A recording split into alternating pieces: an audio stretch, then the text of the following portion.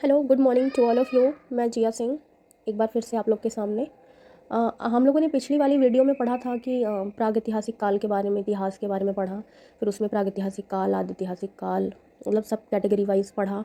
पूरा पाषाण काल, मध्य पाषाण काल, नवपाषाण काल। आज हम लोग पढ़ेंगे उसमें जो इतिहास के अंतर्गत जो 3 भागों में विभाजित किया गया था, उसमें से प्रागैतिहासिक काल के बारे में तो पढ़ लिया था। और अब हम लोग पढ़ेंगे आदिऐतिहासिक और ऐतिहासिक काल। इसका क्या मतलब है, मतलब ये इसके अंतर्गत क्या चीज़ें आती हैं। तो चलिए स्टार्ट करते हैं।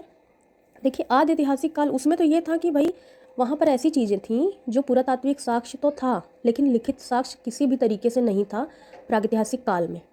लेकिन अब जो आदि ऐतिहासिक काल है ना, इसमें ये चीज़ नहीं होगी। इसमें कुछ और है। इसमें जैसे कि इसमें आपको साहित्यिक साक्ष्य और पुरातात्विक साक्ष्य दोनों मिलेंगे। इसमें साहित्यिक साक्ष्य, उसमें साहित्यिक साक्ष्य नहीं मिले थे। इसमें साहित्यिक साक्ष्य और पुरातात्विक साक्ष्य दोनों मिलेंगे। और लेकिन इनकी लिपियों को पढ़ा नहीं जा सका है। जी हाँ, इसकी मतलब जो साहित्यिक साक्ष्य है इस काल का, इसको पढ़ा नहीं जा सका है।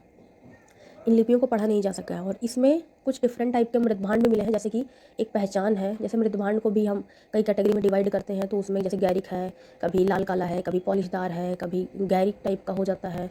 तो गैरिक और कृष्ण लोहित मृदभांड जो हैं वो इसी के अंतर्गत आते हैं। ठीक है। अब चलिए, अब इसके बाद में हम पढ़ेंगे ऐतिहासिक काल। अब ऐतिहासिक काल क्या होता है? ऐतिहासिक काल वो होता है कि इसमें आपको लिखित साक्ष्य भी मिलेंगे, पुरातात्विक साक्ष्य भी मिलेंगे, और दोनों को कायदे से समझा भी गया है और पढ़ा भी गया है। किसी भी प्रकार की कोई दिक्कत इसमें नहीं है। अच्छा हाँ, आदि ऐतिहासिक काल में एक चीज़ और भूल गई मैं। इसमें एग्जाम्पल के तौर पे आप ले सकते हैं कि भाई सिंधु घाटी सभ्यता और वैदिक संस्कृति, ये 2 चीज़ें ऐसी हैं जिसके पुरातात्विक साक्ष्य और लिखित साक्ष्य मिले तो हैं, लेकिन इसको पढ़ नहीं सका, आज तक कोई पढ़ नहीं पाया है। अब आगे क्या होता है वो देखा जाएगा, लेकिन अभी तक इसको पढ़ा नहीं जा सका है। ठीक है। अब ये जो ऐतिहासिक काल है, इसमें लिखित साक्ष्य भी है और पुरातात्विक साक्ष्य भी हैं। इसमें इस काल को मतलब काफ़ी सभ्य, इसमें पूरी तरीके से एक हिसाब से विकसित सभ्यता की कैटेगरी में इसको रखा गया था। हालांकि विकसित तो हड़प्पा काल भी था, लेकिन भाई जब पढ़ा नहीं जा सका है तो कहीं ना कहीं कुछ ना कुछ तो कमी है ही। शायद पढ़ा जा सकता तो आज बहुत कुछ जो सिंधु घाटी सभ्यता के बारे में हमें नहीं पता है वो भी पता चल जाती। लेकिन हम निर्भर हैं सिर्फ पुरातात्विक खुदाई के ही ऊपर। तो चलिए, इसमें क्या है, इसका जो विवरण है, पुरातात्विक इसमें हम पुरातात्विक साक्ष्य, साहित्यिक साक्ष्य और विदेशियों का जो वर्णन है, इसी पर हम डिपेंडेंट हैं। ओके, तो ठीक है। अब ये हम लोगों ने देख लिया। अब आगे कुछ हमने पढ़ लिया, प्रागैतिहासिक काल, ऐतिहासिक काल और सबके बारे में पढ़ लिया। अब चलिए कुछ क्वेश्चन डिस्कस कर लेते हैं। क्वेश्चन भी देखना इंपॉर्टेंट है इस चैप्टर से। तो क्वेश्चन देखने के लिए कुछ क्वेश्चंस हैं, उसको देख लिया जाता है। देखिए, इसमें पहला क्वेश्चन ही है कि रॉबर्ट ब्रूस फुट जो है वो कौन है। तो ये यूपी पीसीएस, एमपी पीसीएस और सारे पीसीएस और आईएएस के क्वेश्चंस हैं। इसमें देखिए, रॉबर्ट ब्रूस फुट कौन है। तो ये एक भूगर्भ वैज्ञानिक थे और एक पुरातात्विक विद थे। ठीक है। उसके बाद भारतीय प्राग इतिहास का जो इतिहास के जो पिता कहे जाते हैं वो भी यही थे, रॉबर्ट ब्रूस फुट। ठीक। अब कोपेनहेगन संग्रहालय की जो सामग्री है उसमें जैसे पाषाण काल, कांस्य, लौह युग, इसको विभाजित किसी ने किया है। वो किसने विभाजित किया है? तो वो थॉमसन साहब है।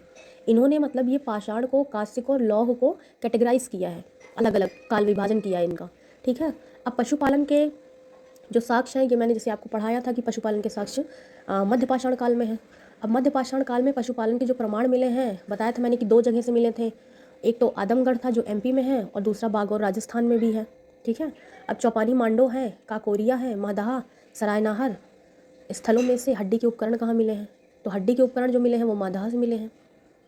अब हड्डी से निर्मित आभूषण कहाँ मिले हैं? मध्य पाषाण काल में स्पेशली ज़्यादातर हड्डी के आभूषण वगैरह ये सब मध्य पाषाण काल से ही मिले हैं। तो ये भी महदाहा से ही मिले हैं। एक ही कब्र में 3 मानव कंकाल दमदमा से मिले हैं। ये महदाहा, दमदमा, सरायनाहर, ये सब उत्तर प्रदेश के प्रतापगढ़ जिले में है। ठीक है। अब खाद्यान्नों की कृषि सर्वप्रथम कहाँ और कब प्रारंभ की गई? तो ये सबसे पहले नवपाषाण काल में प्रारंभ की गई। पहला जो साक्ष्य था वो मेहरगढ़ से मिला था, और एक स्थायी जीवन का भी प्रमाण मेहरगढ़ से मिला था। मेहरगढ़ जो है वर्तमान में पाकिस्तान जिले में है और पाकिस्तान के बलूचिस्तान प्रांत के आसपास। ठीक है। अब भारत में मानव का सर्वप्रथम साक्ष्य जो मिला है वो नर्मदा नदी घाटी से है। जब मैंने पूरा पाषाण काल पढ़ाया था तो उस समय मैंने बताया था कि 3 नदी घाटियाँ जो थी वो बहुत फेमस थी। एक तो सोहन नदी घाटी, बेलन नदी घाटी और एक नर्मदा नदी घाटी। यहीं से मानव के सर्वप्रथम साक्ष्य मिले थे। तो वही बता रहे हैं कि भारत में मानव के साक्ष्य जो हैं वो सर्वप्रथम कहाँ से मिले? तो नर्मदा नदी घाटी। ठीक है। मानव द्वारा प्रयुक्त किया गया पहला अनाज तो वो था जौ। जौ जो है मानव ने सबसे पहले उसका यूज़ किया। भारतीय उपमहाद्वीप में कृषि के प्राचीनतम साक्ष्य जो मिले हैं वो लहुरा देव से मिले हैं। ठीक है, कहाँ से मिले हैं? लहुरा देव। और चावल के जो साक्ष्य मिले हैं वो कहाँ से मिले हैं? वो मिले हैं कोहलडीवा से, 6000 ईसा पूर्व के आसपास मिले हैं, ये इलाहाबाद से। पूरा पाषाण युग, नवपाषाण युग और ताम्रपाषाण युग और लौह युग, इसमें चाल्कोलिथिक किसको कहा जाता है? तो ताम्रपाषाण को चाल्कोलिथिक कहा जाता है। आमरी हो गया, मेहरगढ़ हो गया, कोटदीजी हो गया, कोटदीजी, हाँ, कालीबंगा में से वह पूरा स्थल जहाँ से पाषाण संस्कृति से लेकर हड़प्पा संस्कृति तक, यानी कुल मिला के कहने की बात यह है कि पाषाण संस्कृति से लेकर हड़प्पा संस्कृति तक के जो साक्ष्य हैं, अवशेष हैं, वो कहाँ मिले हैं? मेहरगढ़ से मिले हैं। नौदा टोली का उत्खनन कहाँ और किसने किया? नौदा टोली जो है वो एमपी में है और HD सांकलिया ने इसकी खोज करी है। ठीक है, अब उसके बाद में आगे जो है वो है बृहद पाषाण जो थे वो मानव के एक बड़े बड़े पाषाण की एक कब्र थी। जैसे दक्षिण भारत में क्या होता था, एक दक्षिण भारत में महापाषाण टाइप की एक संस्कृति थी। उत्तर भारत में जैसे पाषाण संस्कृति थी वैसे दक्षिण भारत में महापाषाण संस्कृति थी। यानी मृतकों को क्या किया जाता था? बड़े बड़े पाषाण खंडों के नीचे उनकी कब्र बनाई, मतलब उनको दफनाया जाता था। तो इसी को कहा जाता है। राख का जो टीला मिला है संगनकल्लू और कोलडीवा और ब्रह्मगिरी में से कहाँ पर नवपाषाण कालीन मिले हैं? तो संगनकल्लू से ही मिले। भीमबेटिका के देखिए क्वेश्चन आ गया, भीमबेटिका प्रसिद्ध है तो गुफाओं, ये गुफा का शैल चित्र था, पता है, ये एमपी में है। और दूसरी बात है यहाँ से मध्यपाषाण काल, नवपाषाण काल और पुरापाषाण काल तीनों संस्कृतियों के चित्र मिले हैं। और ये वर्तमान में जो है एमपी के अब्दुल्लागंज रायसेन जिले में है। अब गैरिक मृत भांड जो है OCP का जो नामकरण हुआ है वो हस्तिनापुर में हुआ है। ठीक है, अब ताम्रपाषाण काल में महाराष्ट्र के लोग मृतकों को किस तरह घर के फर्श के नीचे दफनाते थे वो दिशा पूछी गई है, तो उत्तर से दक्षिण। ठीक है, अब ब्रह्मगिरी, बुर्ज होम, चिरांद, मास्की में से वह स्थल जहाँ से मानव कंकाल के साथ कुत्ते दफनाए जाने के भी साक्ष्य मिले हैं। ये मैंने पढ़ाया भी था, ये बुर्ज होम से मिला था। बुर्ज होम कहाँ है? कश्मीर में है और ये एक नवपाषाण कालीन स्थल है।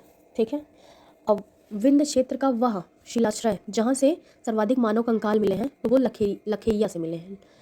ठीक है, लिखैया से मिले हैं। ओके ना, भारतीय पुरातात्विक सर्वेक्षण में जैसे पर्यटन है, विज्ञान है, प्रौद्योगिकी है, मानव संसाधन विकास, ये सब किसके अंतर्गत आते हैं? तो ये संस्कृति मंत्रालय के अंतर्गत आते हैं।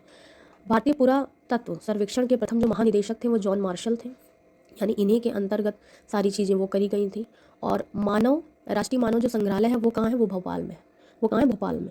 तो ये ओवरऑल क्वेश्चंस थे जो पूछे गए हैं इस चैप्टर के अंतर्गत। तो ठीक है, आप लोग को आई होप अच्छा लगा होगा। अच्छा लगा है तो प्लीज़ आप देखिए वीडियो। ठीक है जी, थैंक यू सो मच।